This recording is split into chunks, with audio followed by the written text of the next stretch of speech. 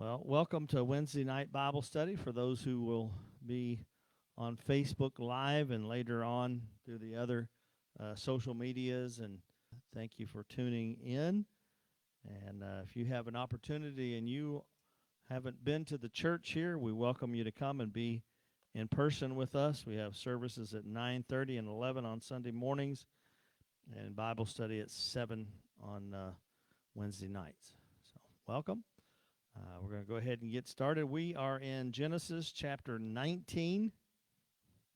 Took a little bit of a break for about 3 weeks, so we may be playing a little bit of catch up and reminder of what has happened. And it's kind of a long chapter, so I may have to rush along a little bit, but I'd like to finish this chapter in particular if we can. But if not, we'll get it the next time. So Genesis chapter 19. Verses 1 through 3. Let's read those. And you have your questions in front of you. Jason will be putting those questions on Facebook as well as the answers. So we'll go ahead and get started. Verses 1 through 3, chapter 19 of Genesis. Now the two angels came to Sodom in the evening, and Lot was sitting in the gate of Sodom. And when Lot saw them, he rose to meet them, and he bowed himself with his face toward the ground, and he said, "Hear now, my lords, please turn into your servant's house and spend the night and wash your feet. Then you may rise and go on your way." And they said, "No, but we will spend the night in the open square."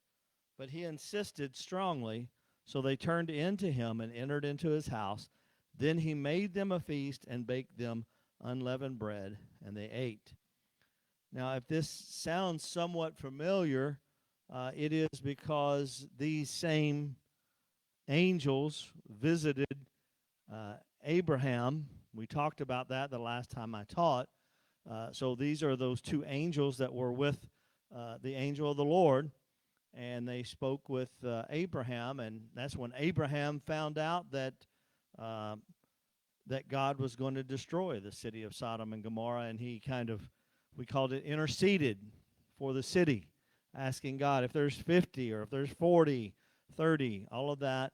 And, of course, we know that because of this chapter in particular, that there were not even 10 righteous people in the city. So God will end up destroying the city. But there's some interesting things that we can look at as we go. The first is, of course, the visitors, and they are the same ones that visited Abraham. The second thing to notice is that where Lot is sitting. Now, most of the time you don't pay attention to where someone is sitting, but this speaks to Lot's continual degradation. He's continually getting closer and closer to Sodom and Gomorrah, and now he's actually living in the city of Sodom and Gomorrah. So you'll see that he's continued to go in a downward path. I used to say this all the time. Sin will lead you down a bad path, and it's always a downward path. So we should remember that. So we see that Lot was sitting in the gate of Sodom. And the progression that you'll see throughout Genesis is at first he was looking towards Sodom, and you can see that in Genesis 13:10. The next thing you see is he's pitching his tent toward Sodom. That's verse 12 of the same chapter. And then in verse 14, he's living in Sodom. And then remember whenever the kings had the battles, Lot lost everything, and Abram sent his men out to rescue them. And so Lot's still in the city. You thought he would have learned after that that he should not be in Sodom, but he didn't. Now we see that he's at the gate of Sodom. Now, in those days, sitting at the gate of the city or the entryway had meaning to it. Does anybody from previous studies might remember, what does it mean to sit at the gate of the city? Anybody know? Leadership, exactly. He would have been a civic leader of that community. You see that also in the book of Ruth, where Boaz goes to the city gate, and there he for lack of a better word, kind of bargains with the next of kin at the city gate because that's where business was taken care of. So it's interesting that the allure of Sodom and Gomorrah to Lot is that now he is part of the civic leadership of that community. In 2 Peter 2, 7 to 8, it tells us that Lot was grieved by the sin that he saw around, but not grieved so much that he didn't compromise where he was at. So compromise will destroy your testimony. It really will. When we compromise in our walk with the Lord, when we live in sin, when we do those kinds of things, or live close to sin, there are certain places that we shouldn't go as Christians, right? So we see that Lot had compromised his testimony. And now these visitors show up, and notice, now, there is one thing that Lot is like Abraham, is that these two angels said, we're going to stay out in the city square. And what was Lot's response to that? He said, no. He essentially insisted that they come into his house because he knew what kind of city that it was, right? So Lot and Abraham are alike in that they both exhibit great hospitality, right? They want these visitors to come into them and to abide with them, to wash their feet, to have a meal, and so that was very, very important in that day. I think maybe we've lost some of that in our day, the gift of hospitality and having guests at our house and those kinds of things. Not many people do that anymore. So let's go ahead and read on. Verses 4 and 5. Now before they lay down, the men of the city, the men of Sodom, both old and young, all the people from every quarter surrounded the house. And they called to Lot and said to him, where are the men who came to you tonight? Bring them out to us that we may know them carnally. I'm reading from New King James Version, okay? And you can kind of probably guess what that means, to know them carnally. Sodom and Gomorrah is known for the sin of homosexuality. And this was a particular, this is what these men wanted to do. They didn't know there were angels. They knew that they assumed that these two men who came to Lot were men. And so they wanted to have homosexual relations with them. So we see that. And it was the entire city. And it was, immorality, violence, all of this. Interestingly, in Ezekiel chapter 16, the Lord compares Israel at that specific time to Sodom. It's interesting. Ezekiel chapter 16, God compares the sins of Sodom to the sins of Jerusalem at that time. And here's the quote. Look, this was the iniquity of your sister Sodom. She and her daughter had pride. Now, I want you to notice that the sin of homosexuality was not the only sin of Sodom. It was, in this text, it's underlined, underscored. But in the text that the Lord speaks to Israel, he's saying they have pride. How many knows what does the Bible tell us about pride? It comes before, destruction, all that, right? So pride will take you down.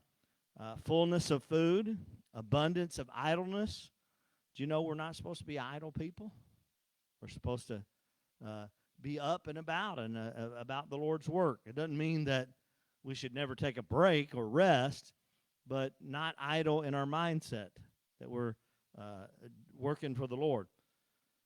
Neither did she strengthen the hand of the poor and needy.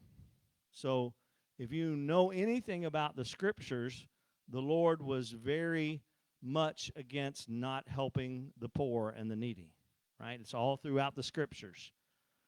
The Bible tells us that we're to help the poor and the needy, that we're to help the widow and the orphans and all of those kinds of things. So not only does Sodom and Gomorrah have the sin of homosexuality, but all of these other sins that I believe are kind of stacking on top of each other begin to bring the judgment of that.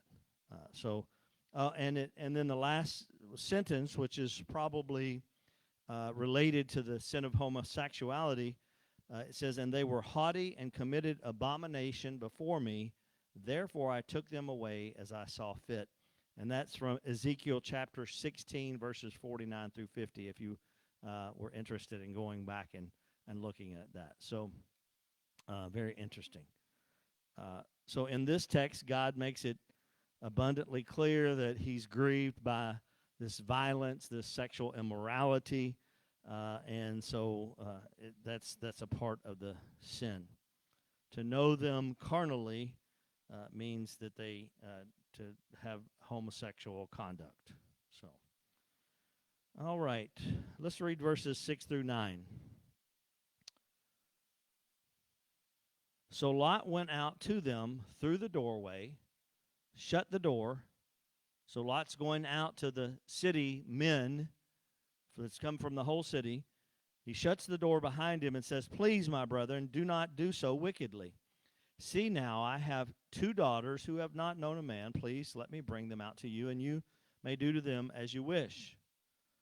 Wow, we'll talk about that in a minute. "Only do nothing to these men, since this is the reason they have come under the shadow of my roof." And they said, "Stand back." Then they said, "This one came in to stay here," talking about Lot. "This one came in to stay here, and he keeps acting as a judge. Now we will deal worse with you than with them." So they pressed hard against the man Lot and came near to break down the door.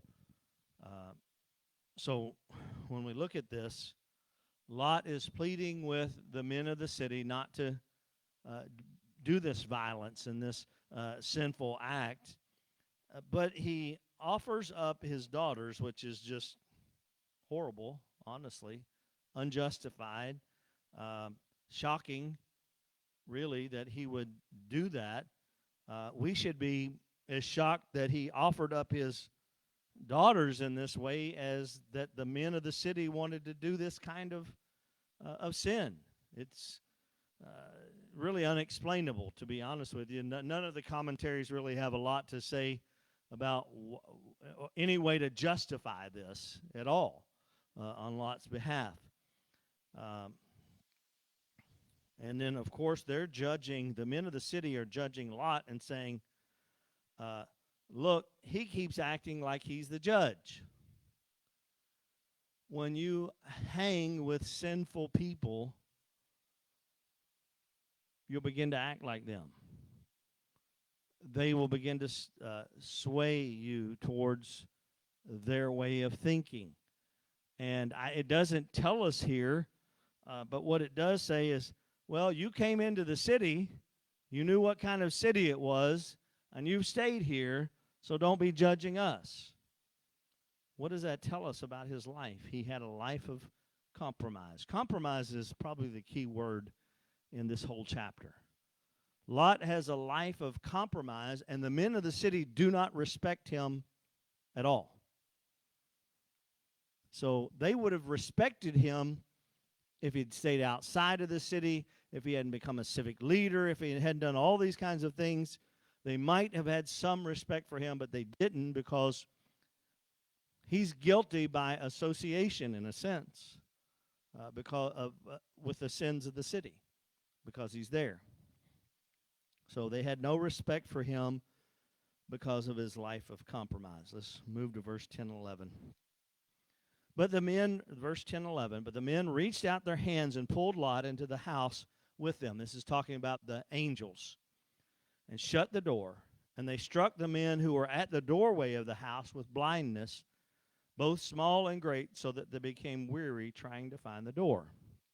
So, obviously, Lot begins to discover, if he didn't know before then, he knew now that these men were not regular men. Probably began to get an idea that they were of a spiritual nature, maybe angels, or, as we have already determined. So Lot gains an understanding of that, and they protect him and they bring him inside. And of course, the men of the city are no match for angels. They're much bigger, stronger, able to do things that a man could not do. So they protect Lot. Let's read verses 12 through 14. Then the men said to Lot, so these are the angels speaking to Lot, have you anyone else here? Son-in-law, your sons, your daughters, whomever you have in the city, take them out of this place. So they're warning Lot, you need to get yourself, your wife, your daughters, anybody who is connected with you out of the place, for we will destroy this place because the outcry against them has grown great before the face of the Lord. And the Lord has sent us to it to destroy it. So Lot went out and spoke to his sons-in-law who had married his daughters and said, get up, get out of this place, for the Lord will destroy this city. But to his sons-in-law he seemed to be joking. Wow. So it tells you here that his lifestyle meant of compromise totally did away with his testimony, with his with his credibility, I should say, his integrity. And so his sons-in-law here do not pay any attention to him. They think he's joking. Oh, these men are going to destroy the city. They think he's joking. So we see that. Now, here's something, and it's kind of Spurgeon actually saw this, because the angels, and quoted some things from it. I won't quote everything he said, but the angels asked him, do you have anyone else here? So one of Spurgeon's comments is that we should be concerned about more than ourselves in a situation of danger. That we should be, especially when souls are involved, that we should be concerned about the people around us, right? Our loved ones, all of that. Those that we have influence with. So the angels have said Sodom's going to be destroyed, and Lot's son-in-laws don't believe him. Verse 15 and 16. When the morning dawned, the angels urged Lot to hurry, saying, arise, take your wife and your 2 daughters who are here, lest you be consumed in the punishment of the city. And while he lingered, wow, that's telling. And while he lingered, the men took hold of his hand and his wife's hand and the hands of his 2 daughters, the Lord being merciful to him, and they brought him out and set him outside the city. So here the Lord is warning them. The angels are warning them that you need to get outside of the city. Take your wife and your 2 daughters. Don't leave them behind. But you see that Lot lingers. Well, there could be some reasons for Lot to linger, but what do you think? Why would Lot be lingering in Sodom? Anybody have an idea? Well, yeah. So he didn't know where he's going to go. Number one, so he might have some questions about that, and the mountains might be too far. What else? There you go. So he might not want to leave the city, and even though it was an evil city, he probably had some friends there, right? Because he's a man of influence in the city. He's at the city gates. What else? Material things. So he's going to lose his house or whatever that he has, if it's tent, all the things in it, because they're not going to be able to carry all of that out, right? So he's lingering, probably friends, probably material possessions. But what does it tell us about his heart? He is. He's divided in his heart because he has somewhat sold out to Sodom and its lifestyle, even though he's maybe not participating fully in that, but yet he has a position of leadership. He's got some things going on. So he's got a divided heart here, and he's lingering. And if application here, we have to watch that we don't have a divided heart in this world. I like living where I'm living, doing what I'm doing, but when the Lord says to go, we got to go, right? And I'm not trying to be funny in saying that. I'm just saying our heart ought to be sold out to the Lord, and if he says to go and to do, then we need to have that mindset that we should do that, right? So there's some application in this. Now, it says that the angels took hold of their hands and essentially dragged them out of the city. 2 angels, if they're in the image of men, they had 4 hands. Who did they use the 4 hands for? Lot, his wife, his 2 daughters, right? Because the sons-in-law are not with them, right? They laugh. He's joking. We're not going to leave here. We're not going to leave everything we have. We're not going to do that. And they bring them out of the city. Now, this is Sunday. I preached about the scripture where Jesus tells his disciples, if you ask anything in my name, I'll do it, right? This was an answer to Abraham's prayer. It really was, because Abraham essentially, I know it doesn't read like a prayer, but essentially he was praying to the Lord to spare the city, or at least the righteous people of the city, right? And honestly, I think God spares Lot and his wife and 2 daughters, even though I'm not sure that they're totally righteous, right? So an answer to Abraham's prayer. Now, I love this quote, and I think it kind of sums up what we've been talking about. Lot's divided heart, Lot's not being really sold out to what the Lord wanted him to do, but kind of compromised position. And it's actually question 8, and it's fill in the blank. It says, Lot had too much of the world to be happy in the Lord, and too much of the Lord to be happy in the world. See the compromise there? He loves the world too much to be happy in the Lord, but he loves the Lord too much to really be happy in the world. It's a terrible place to be, honestly. We can live in that state, and if we don't watch it, we're gonna reap the consequences of that, right? So it's very interesting when we see that. Let's go to verse 17 through 22. I may have read this before, by the way, that are sitting here. Is everyone? No, I don't see every hand, so that's good. We're maybe some new material for some. So it came to pass when they had brought them outside that he said, escape for your life, and do not look behind you, nor stay anywhere in the plain. Escape to the mountains, lest you be destroyed.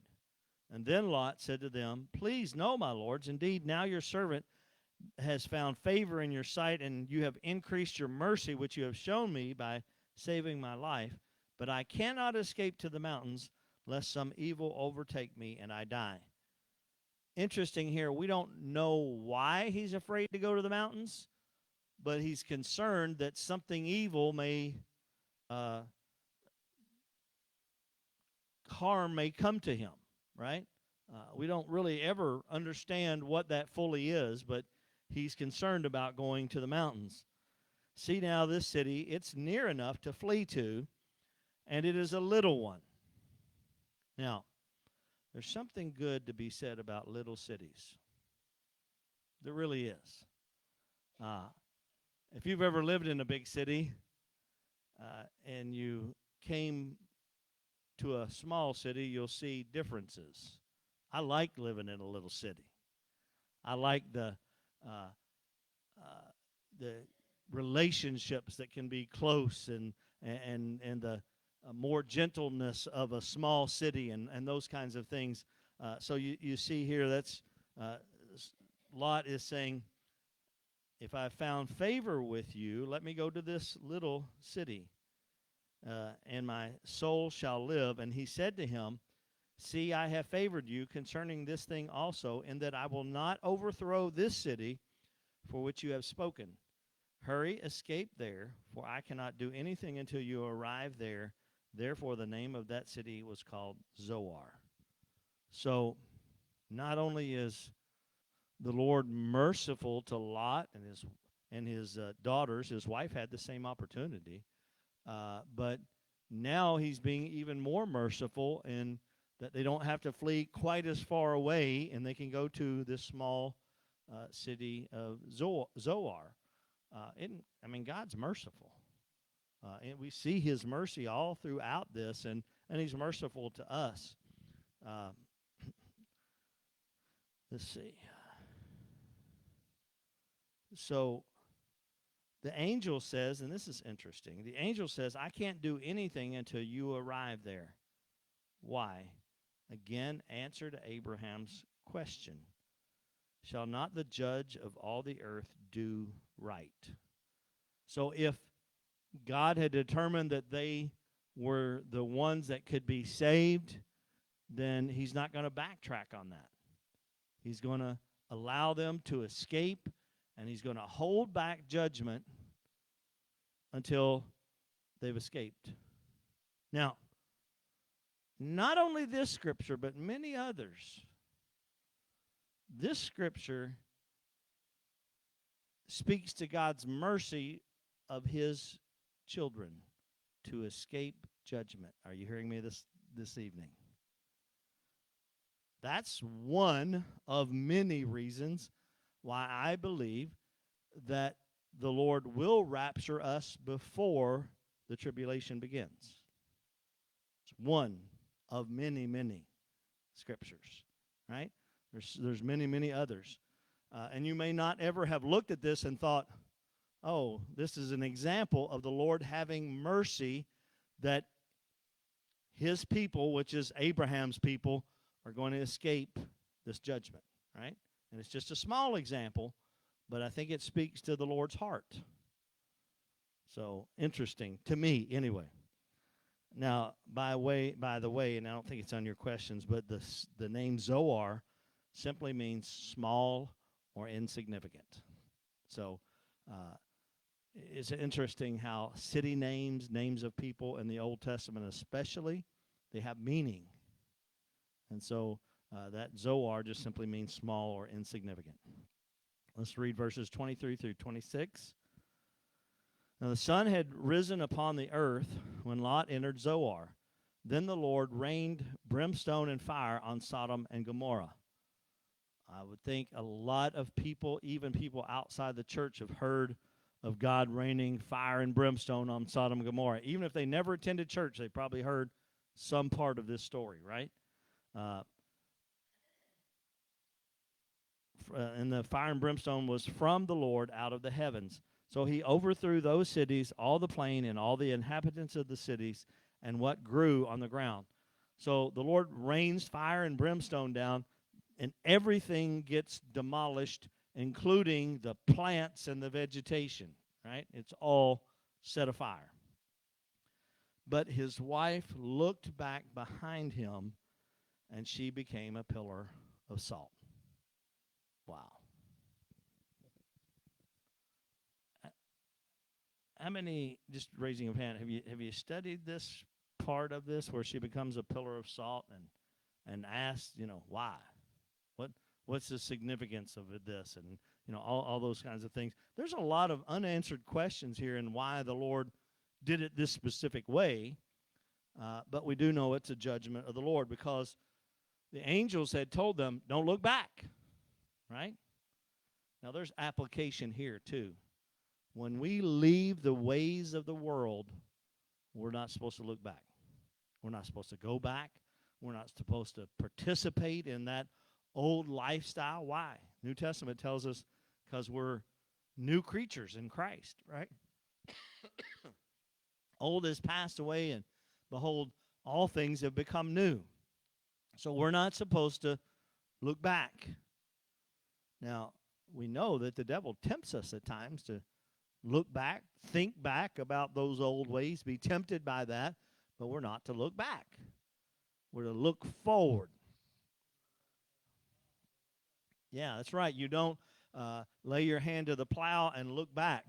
Now, I've helped my dad do a little bit of plowing, and I understand why you don't look behind you. Because what happens when you're going to zig and zag if you're looking behind you. But if you find a point and a fixed point and you begin to just look at that and keep your hand still and your mind set on it and your eyes set on it, then you can go forward. And there's a lot of application to this. I used to coach in high school, and I coached my daughter and some other athletes, and I noticed that whenever they went to run and they were supposed to jump out that way, horizontally. Yes, horizontally. And they would jump up in the air, and then all of a sudden they're looking down because they're worried about how they're going to land, when they're going to land, where they're going to land. And I told them repeatedly, don't do that. Keep your eyes focused straight ahead. Your body will land. You don't have to worry about it. It will come to a stop at some point because you cannot defy gravity. And so I'm teaching them, but there's biblical principles in this, right? That when we look forward and not backward, then we're heading in the right direction and we're focused. Same way I used to coach high jump. My little sister's back there. She did a little bit of high jumping. What most people did, because they were afraid that they would hit the bar, they would look at the bar the whole time. Oh, my goodness, I'm going to run into the bar. And they would run up there, and guess what they'd do? They'd run into the bar. Why? Because wherever your vision is what it will take you to. So I know I'm slowing down here, but it's important. It's a good biblical principle. We have to keep our eyes focused on the Lord. And the Bible tells us to look up, right? For our redemption draws nigh. The good high jumpers, they didn't look at the bar. They looked above the bar so that they could go over it and not hit the bar. And so what wonderful application there is in this. She looks behind, turns into a pillar of salt. Angels had specifically warned her not to do that. And unfortunately for Lot's wife, she's even mentioned in the New Testament in Luke chapter 17, verse 32, where Jesus says to them, remember Lot's wife. So she became the example, but the bad example of what not to do, right? So very interesting. We need to make sure our heart is set on the things of the Lord, and we're moving forward with him. So let's read verses 27 through 29. And Abraham went early in the morning to the place where he had stood before. So remember, where it stood before the Lord. Remember, he's bargaining, if you will, praying, interceding for Sodom and Gomorrah. And now Abram goes back to the same spot where he has been talking with the angel of the Lord. And it says, then he looked toward Sodom and Gomorrah and toward all the land of the plain, and he saw, and behold, the smoke of the land went up like the smoke of a furnace. And it came to pass, when God destroyed the cities of the plain, that God remembered Abraham and sent Lot out of the midst of the overthrow, when he overthrew the cities in which Lot had dwelt. So Abraham was able to witness that God did destroy Sodom and Gomorrah. Now, the Bible doesn't tell us that Abraham knew immediately that Lot and his daughters were saved. Because remember, they fled. fled. Uh, Good English, right? So I just question here, does Abraham really know that God's been merciful? Did God speak to him? Did God tell him? Because we don't, it never tells us here, right? Interesting. I'm sure that at some point there's some attempt from Lot to let Abraham know, but we don't know for sure how that happens. Um, let's read verses 30 through 32. Then Lot went up out of Zoar and dwelt in the mountains. Anybody notice anything wrong with that statement? Well, right where he said, I don't want to go there because something evil is going to happen. But he ends up there anyway. There's really something going on with Lot's heart, just to be honest with you.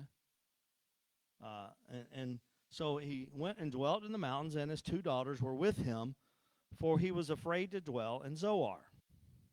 Now, he didn't tell us again why he's afraid to dwell in Zoar, but he's afraid to dwell there.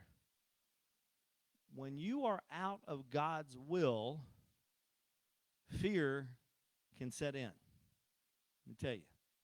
So Lot went up out of Zoar, dwelt in the mountains, and his 2 daughters were with him, for he was afraid to dwell in Zoar. Next verse. And he and his 2 daughters dwelled in a cave. Now the firstborn said to the younger, Our father is old, and there is no man on the earth to come in to us, as is the custom of all the earth. Come, let us make our father drink wine, and we will lie with him, that we may preserve the lineage of our father. Well, I don't even know what to say here, because their thinking is so far off. I don't know how they even got that there's no other men. Maybe they simply looked at where they had come from. Maybe they were born in Sodom and Gomorrah and didn't recognize that there were other places, or in their mind that was the only place they could have gotten a husband from. I don't know. Interesting that their solution to the issue is very vile, very. I don't know what else to say to that then. So they're desperate, concerned that their lineage wouldn't continue on, and so they trick him. They're going to trick him into drinking and having a child with them. So very messed up, if I might say that. Now, how many know there's a saying, and I don't even know if it's a biblical saying, but I've heard it all my life, and I should probably look it up. But there is a saying that says, be sure your sins will find you out. Right? So we can't sin and not reap the consequences of sin. And so we see here that Lot, who is kin to Abraham, his nephew, now this egregious sin, his sinful life, his life of compromise, now what his daughters trick him into doing, we're going to see that there is some long-lasting consequences from this. So let's read verses 33 through 38.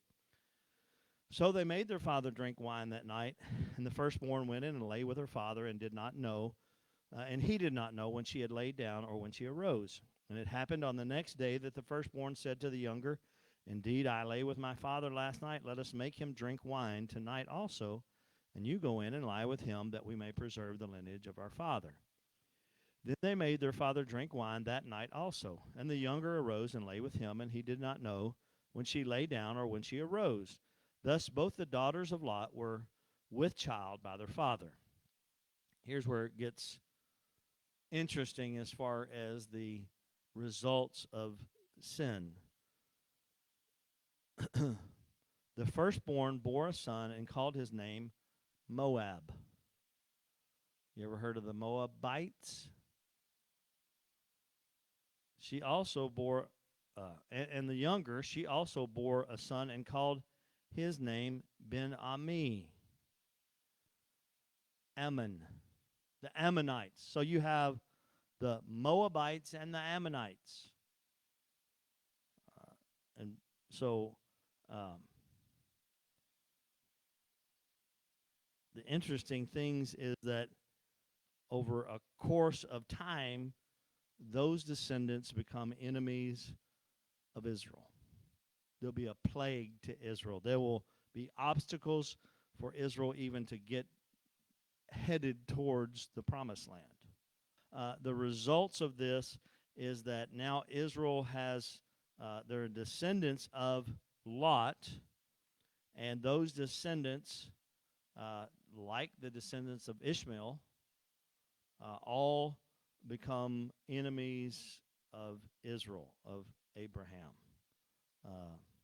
So what's the result of this story? A life of compromise will bring negative results. A life of compromise will bring results that we don't want, right? Very, very interesting. All right, let's go through the questions. So question number 1, where was Lot sitting when the angels arrived, according to verse 1? In the gate of Sodom, right? What does his position indicate? Say it again. Leadership. He's a civic leader of some sort. In what way was Lot like Abraham? Yeah, both have this hospitality gifting, I would say, maybe. That's how you might say that. It was important to them. Question 4. What does the term that we may know them carnally mean? It means they wanted to have homosexual relationships with them, right? According to verse 8, what did Lot offer instead? Two virgin daughters, yep. According to verse 9, why didn't the men of the city listen to Lot? Didn't have any respect for him because of his life of compromise, right? What about his son-in-laws? What did they think when he told them to leave? Thought he was joking. And then this great quote, and unfortunately, I don't know who to attribute this to. It's just in a commentary, and I don't know if it was the writer of the commentary that said this. It didn't have quote marks around it or any kind of notations to say it was somebody else. So it may have been David Guzik. It is one of the commentaries that I get my information from. So I love the quote. It said, Lot had too much of the world to be happy in the Lord, and too much of the Lord to be happy in the world. Right. Very good. According to verse 26, why did Lot's wife become a pillar of salt? Because she looked back. Exactly. And then final question, what became of Lot's descendants? They became enemies of Israel. Yes, they fought with Israel. All right.